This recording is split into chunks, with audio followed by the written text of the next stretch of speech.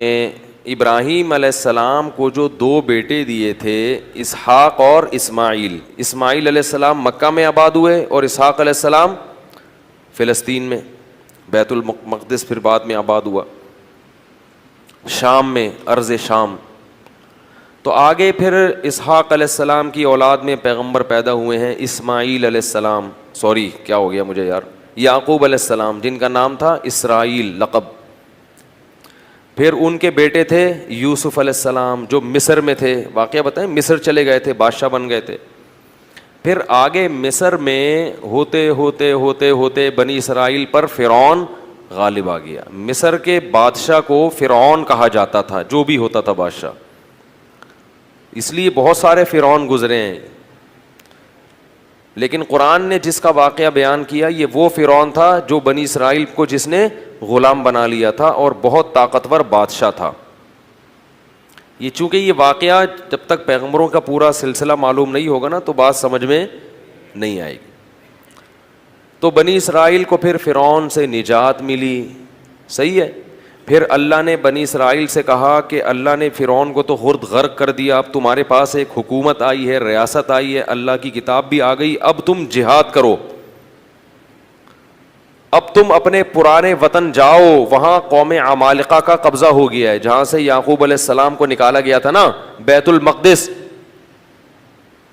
ادخلوا الارض المقدسۃ التی کتب اللہ لکم، ارض مقدس، جیسے اللہ نے مسلمانوں کا مرکز مکہ کو بنایا، ایسے اللہ نے بنی اسرائیل کا مرکز بیت المقدس کو بنایا تھا کہ پیغمبروں کا جائے وطن بیت المقدس ہے، مصر نہیں ہے۔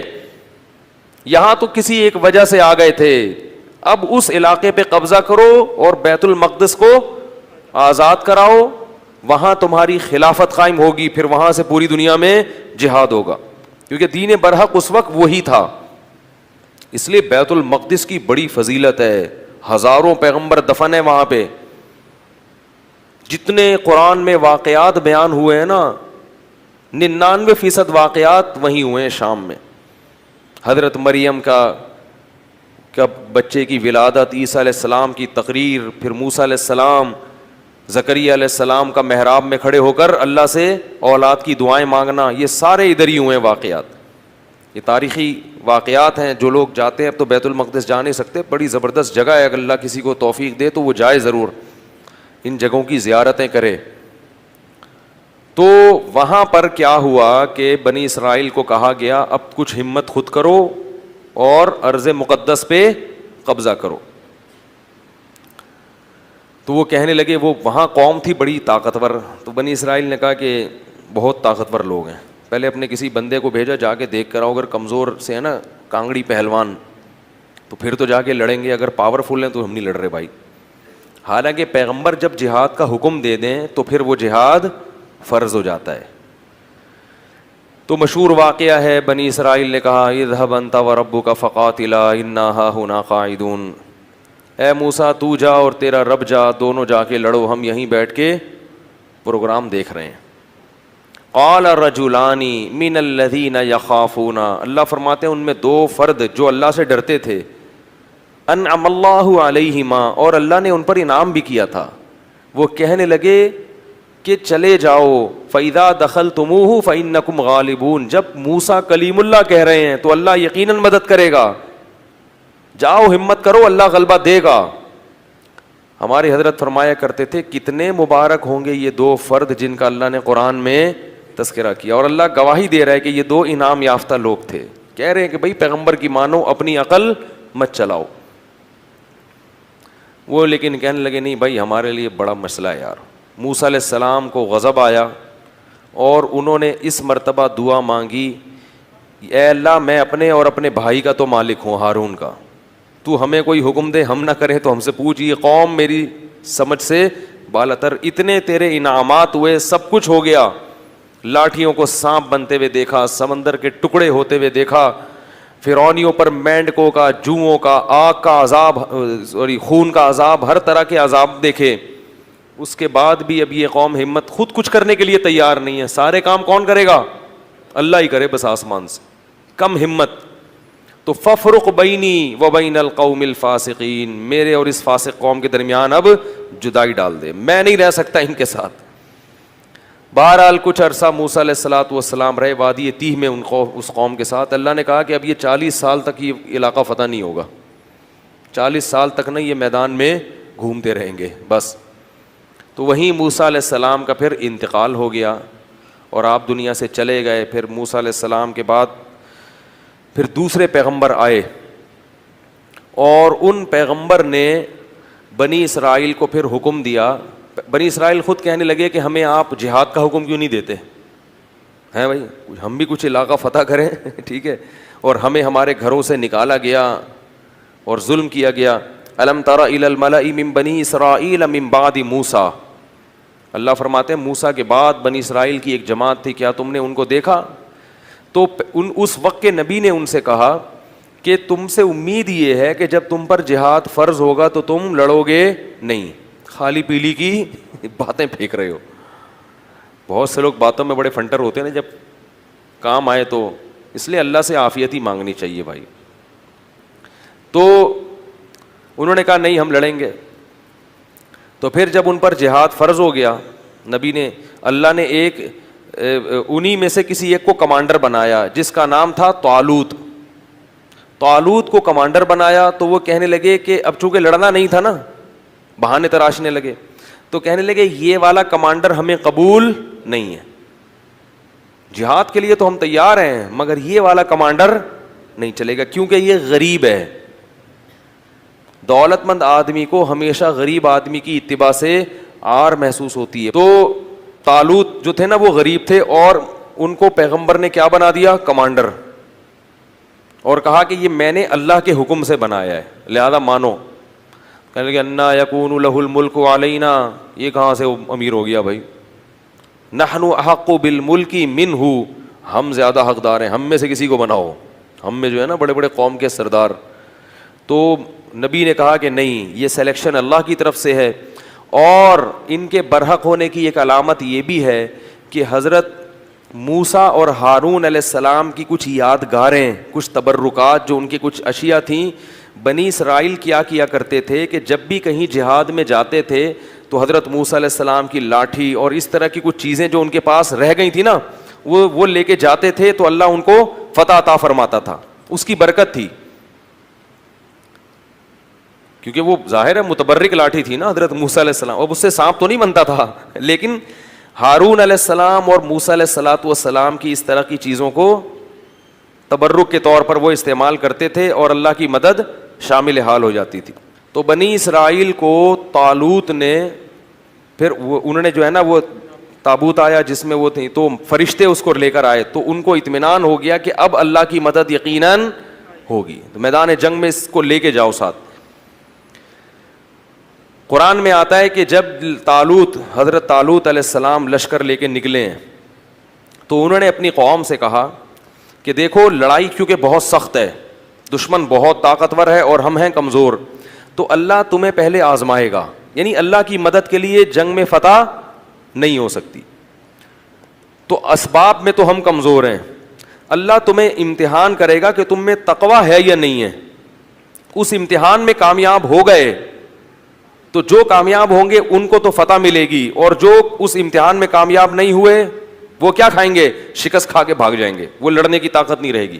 اور وہ امتحان یہ ہے کہ تمہیں پیاس لگے گی مگر نہر میں سے کسی نے پانی، بولو بھائی، نہیں پینا، پیاس لگے گی، یہ پیاس بعد میں ختم ہو جائے گی، مگر اس وقت اللہ نے امتحان لیا ہے کہ ایک آدھ چلو پینے کی اجازت ہے، پیٹ بھر کے پانی پینے کی اجازت نہیں ہے، اس میں کامیاب ہو گئے تو لڑنے کی طاقت بھی اللہ دے دے گا تمہیں۔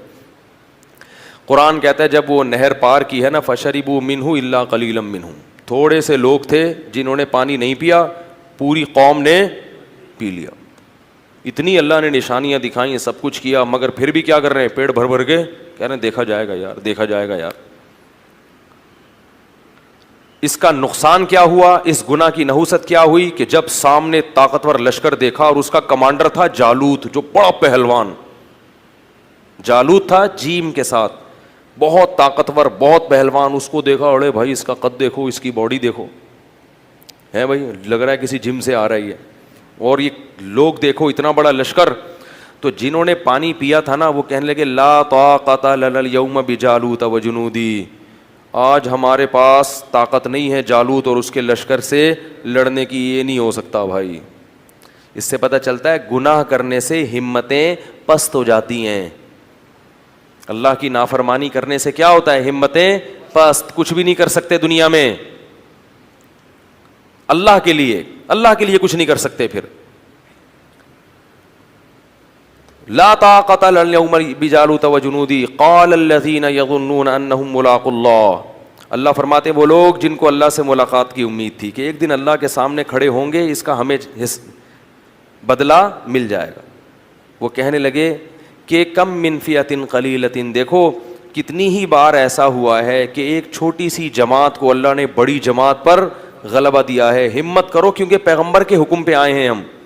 خود سے جب آئیں گے تو دو رائے ہو سکتی ہے نا کہ بھئی صحیح کیا غلط کیا, تو اللہ کہہ رہا ہے تو غلط ہو ہی نہیں سکتا. اور اللہ نے ہمیں شکست دینے کے لیے تھوڑی بلایا ہے, تو اللہ غلبہ دے گا. تو اب جب لڑائی شروع ہوئی ہے تو اتنی زبردست انہوں نے دشمن نے حملہ کیا کہ قرآن کہتا ہے کہ یہ جو تھوڑے سے لوگ میدان جنگ میں ڈٹے نا, ان کو اندازہ ہو گیا کہ ہمارے قدم یہاں ٹھہر نہیں سکتے, ہم نہیں ٹھہر سکتے. تو اب اللہ سے دعا مانگ رہے ہیں ربنا افرغ علینا صبرا وثبت اقدامنا وانصرنا علی القوم الکافرین. کیسے عجیب الفاظ ہیں, اے اللہ ہم پر صبر کو انڈیل دے. انڈیلنا کسے کہتے ہیں؟ جیسے بالٹیاں بھر بھر کے پانی کسی کے اوپر ایک تو ہوتا ہے نا ڈالنا, یہ نہیں کہہ رہے اے اللہ ہمیں صبر کی توفیق دے دے, نا نا نا نا, صبر کی توفیق تو چھوٹے موٹے غموں میں ہوتی ہے. یہاں تھوڑا سا صبر نہیں چاہیے, بہت بہت مشکل ہے بھائی, لڑنا بہت مشکل ہے. تو کیا کر کے ہم پر صبر, افراغ عربی میں کہتے ہیں پانی کہیں سے بھرا ہوا ہو نا برتن میں, وہ پورا آپ کیا کر رہے ہیں کسی کے اوپر ایسے الٹ دیں, ایسے اللہ بالٹیاں بھر بھر کے ہمارے اوپر صبر کو ڈال تو. وثبت اقدامنا, اور ہمارے قدموں کو یہاں پر جما دے, یہاں پہ اکھڑنے نہ پائیں. ہم تجھ سے دعا مانگتے ہیں. وانصرنا علی القوم الکافرین, اور ان کافروں پر ہمیں ہماری مدد کر. کیسا منظر ہوگا, اور اللہ کو اس طرح سے لڑنے والوں پر کتنا پیار آتا ہوگا. اس لیے یاد رکھو جہاد کی بہت بڑی فضیلت ہے اسلام میں. جہاد معمولی عبادت, جو بھی اپنے ملک کے لیے, اپنے دین اور مذہب کے لیے, اسلام کے لیے لڑتے ہیں, ملک کے لیے لڑنا اسلام ہی کے لیے لڑنا ہے کیونکہ اسلامی ملک ہے. تو جو بھی لڑتے ہیں ان کو معمولی مت سمجھا کرو. جان پیش کرنا اللہ کے سامنے یہ آسان کام نہیں ہے. تو وہ کیا کہنے لگے, اے اللہ تو ہمیں قدم یہاں پہ جما دے اور ہم پہ صبر کو انڈیل دے. اللہ کی مدد آئی, وہ تھوڑے سے, کیونکہ اللہ نے اپنے دین کو باقی رکھنا ہے. یہ بھی ختم ہو جاتے ہیں تو بنی اسرائیل تو گئی. ایک قوم کو اللہ نے ہدایت دی تھی, وہ بھی ختم, تو پوری دنیا تو گمراہ تھی. تو اللہ کام ایمان والوں ہی سے لیتے ہیں. بنی اسرائیل تھے بڑے نالائق, مگر تھے تو ایمان والے تو وہی تھے نا. تو بھائی جیسے مرضی ہیں, اللہ کیا کر رہے ہیں کہ بھائی اب ایمان والے تو یہی ہیں نا, اب کافروں سے تھوڑی لوں گا کام. تو جیسے مرضی نالائق ہیں, انہی میں سے نیک لوگ پیدا کروں گا. تو اللہ نے کیا کیا, اللہ فرماتے ہیں فَهَزَمُوهُمْ بِإِذْنِ اللَّهِ, اللہ کے حکم سے ان تھوڑے سے لوگوں نے ان طاقتور لوگوں کو شکست دے دی. جب شکست دی ہے تو انہی بنی اسرائیل میں ایک شخص تھے جن کا نام تھا داؤد, جو کمانڈر نہیں تھے اور نہ نبی تھے. ایک امتی کی حیثیت سے وہ میدان جنگ میں لڑ رہے تھے. وہ بھی ان تھوڑے سے لوگوں میں تھے. نہ صرف یہ کہ ان تھوڑے سے لوگوں میں, بلکہ ان تھوڑوں میں بھی جو انتہائی درجے کی بہادری دکھانے والے تھے ان میں سے تھے. انہوں نے ہدف بنایا تھا جالوت کو, جو سب سے زیادہ طاقتور تھا. یہ بڑی بات ہوتی ہے نا. دیکھو اس زمانے کے دیندار لوگ کیسے ہوتے تھے یار. آج چھپکلی سے ڈرتے ہیں دیندار لوگ. آج دیندار آدمی کو چلانے کے لیے یہاں سے وہاں تک بولو نا, انڈا موڑ چلے جاؤ تو اس کا سانس پھولتا ہے. کہتے ہیں ایکچولی میں اتنا نیک آدمی ہوں کہ میں تیز چل نہیں سکتا. داؤد علیہ السلام تو بڑے پیغمبر تھے اس وقت, نہیں پہلے تو عام امتیوں کی طرح تھے. تو قرآن کہتا ہے داؤد علیہ السلام نے ہدف، داؤد نے کس کو ہدف بنایا؟ جالوت کو. اتنی سخت لڑائی ہے اور میں کس کو ہدف بناتا ہوں؟ جالوت کو. ان کو قتل کروں گا. وقتل داؤد جالوت، اور داؤد علیہ السلام جالوت کو قتل کرنے میں کامیاب ہو گئے. لہذا فتح میں جیسے کھلاڑیوں میں کھیل جب ہوتا ہے نا تو ایک مین آف دی میچ ہوتا ہے کہ بھائی یہ ہے جس نے جتوایا ہے میچ. تو وہ جنگ جتوانے میں سب سے بڑا کردار کس کا تھا؟ داؤد کا. اللہ فرماتے ہیں آتاہ اللہ الحکمہ، اللہ نے آپ کو نبوت عطا کر دی. کیا عطا کر دی؟ نبوت. اور اس کے بعد سے کمانڈ کس کے پاس آ گئی؟ کیونکہ لڑنے کے لیے، کمانڈ کے لیے صرف نیک ہونا کافی نہیں ہے، جنگ کا تجربہ ہونا، بہادری ہونا، یہ بھی بہت زیادہ ضروری ہے. لوگ کیا کہتے ہیں کہ کمانڈر بناؤ صرف نیک آدمی، نیک ہونا کافی نہیں ہے. ہمیشہ ایسے کو کام اس کے ذمے سونپا جاتا ہے جو اس کام کا اہل بھی ہوتا ہے.